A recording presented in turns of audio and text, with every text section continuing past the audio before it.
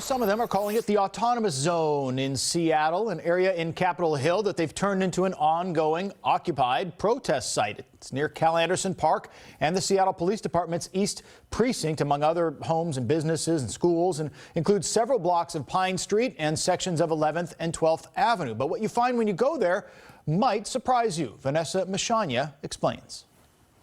In the first Saturday of its existence, the CHAZ, or the CHOP, as it's now being called by some circles, the Capitol Hill Occupy protest, it had a huge turnout. There were families, there were information booths talking about some of the demands that protesters want to see, like disbanding the police, and there was music and more speakers.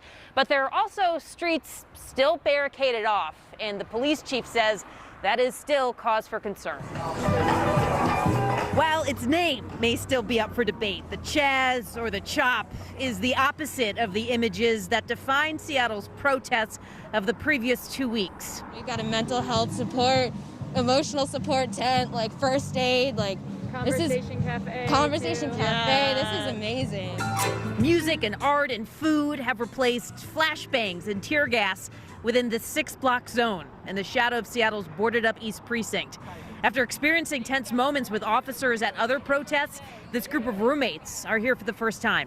We each went to the protests at different points and kind of saw the intensity of it. And personally, I felt like there might not be anything that came out of it.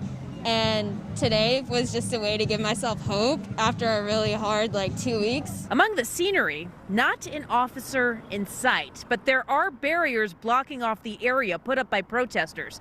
Police Chief Carmen Best says this is worrisome. Since the East Precinct was evacuated by officers, response times to local 911 calls have tripled to 15 minutes. If that is your mother, your sister, your cousin, your neighbor's kid that is being raped, robbed, assaulted, and otherwise victimized, you're not going to want to have to report that it took the police 3 times longer to get there to provide services to them.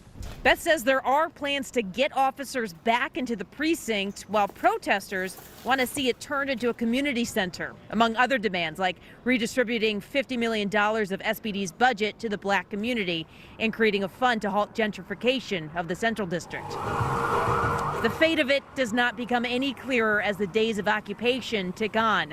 For some, though, this is a moment in history worth experiencing while it lasts. I really like how there are people just really showing up just to have an open space and open dialogue and being able to be active listeners, especially to black voices that are being uplifted and raised above others, while also providing the support and resources to be a good practicing ally. As far as an end to the occupation of that 6-block area of Capitol Hill, well, until some of those demands are met, then the protesters, they plan on staying in that area. And as far as a police plan to reoccupy the East Precinct, well, we do not have any details on that either. Vanessa Mashanya, King 5 News.